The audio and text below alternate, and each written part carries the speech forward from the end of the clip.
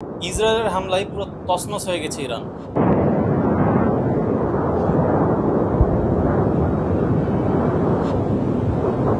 মারা গেছে ২০ জনেরও অধিক সামরিক কর্মকর্তা, সেই সাথে কিছু পরমাণু বিজ্ঞানী। এইসব বাদেও ইরানের প্রায় ১০০ জনের মতো সাধারণ জনগণ মারা গেছে এবং এই সংখ্যাটা প্রতিনিয়ত বেড়েই যাচ্ছে।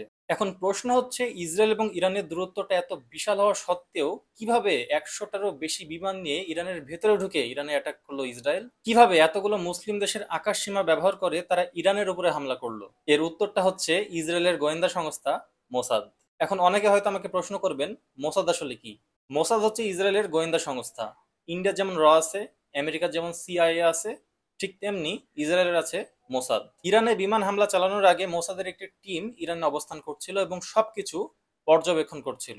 শুধু তাই নয়, তারা সেখানে অবস্থান নিয়ে ইরানের অনেকগুলো রাডার সিস্টেম নষ্ট করে দেয়, যার কারণে ইসরায়েলের এতগুলো বিমান ইরানে ঢুকলেও ইরানের কোনো রাডার সিস্টেম সেটা ধরতে পারেনি।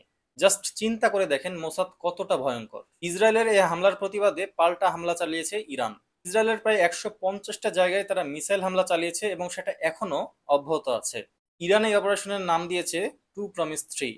এখন অনেকেই বলছে তৃতীয় বিশ্বযুদ্ধ নাকি শুরু হয়ে গেছে।